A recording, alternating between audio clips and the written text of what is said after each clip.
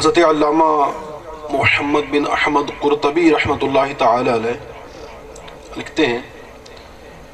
کہ ایک مرتبہ امام حسن بصری رحمۃ اللہ تعالی علیہ جلوہ فرما تھے، تو ایک عورت ان کی خدمت میں حاضر ہوئی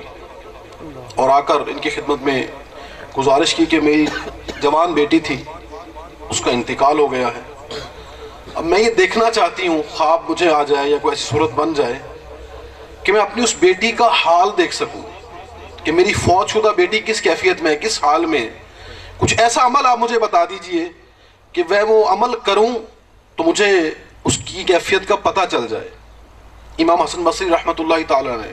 اس آنے والی عورت کو ایک عمل بتا دیا اور فرمایا کہ یہ عمل کرو تو انشاءاللہ تمہیں تمہاری بیٹی کی کیفیت کا پتہ چل جائے گا۔ اب عورت گھر چلی گئی، آپ نے جو کچھ بتایا تھا اس نے اس پر عمل کیا، تو عورت نے خواب میں اپنی اس جوان فوت شدہ بیٹی کو دیکھا، مگر اس حالت میں دیکھا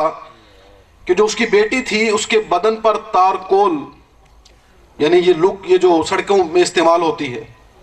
یہ اس چیز کا اس کا لباس تھا، گردن اس کی پوری زنجیر میں جکڑی ہوئی تھی، پاؤں میں بیڑیاں تھیں۔ اب یہ جو حیرت ناک اور عبرت ناک منظر اور یہ ساری کیفیت دیکھی تو عورت تو گھبرا گئی، ڈر گئی، کانپ اٹھی۔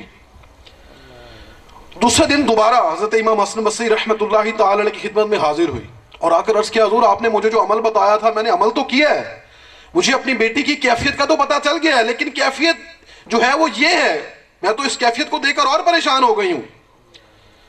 امام حسن بصری رحمۃ اللہ تعالی علیہ اس فوت شدہ لڑکی کی یہ حالت سن کر بہت غمگین ہوئے۔ تھوڑا عرصہ گزرا تو امام حسن بصری رحمۃ اللہ تعالی علیہ نے خواب دیکھا اور خواب میں اسی لڑکی کو دیکھا، اور اب اس لڑکی کو دیکھا کہ وہ جنت کے تخت پر اپنے سر پر تاج سجائے بیٹھی ہوئی ہے۔ آپ یہ دیکھ کر بڑے حیران ہوئے اور اس سے پوچھا اور کہنے لگے کہ تم کون ہو؟ اس نے بتایا کہ میں اس خاتون کی بیٹی ہوں جو آپ کی خدمت میں حاضر ہوئی تھی اور ساری حالت میری بتائی گئی تھی۔ امام حسن بصری رحمۃ اللہ تعالی علیہ نے فرمایا کہ اس نے، یعنی تمہاری ماں نے، تو جو تفصیل بتائی تھی وہ تو تمہیں عذاب میں گرفتار اس نے دیکھا تھا، یہ اتنا انقلاب کیسے آ گیا؟ تو مرحومہ لڑکی بولی کہ قبرستان کے قریب سے ایک شخص کا گزرن ہوا، اس شخص نے میرے آقا صلی اللہ تعالی علیہ وسلم پر درود پاک بھیجا، اس درود پاک کے پڑھنے کی برکت سے اللہ تعالی نے ہم 560 قبر والوں سے اپنے عذاب کو اٹھا لیا۔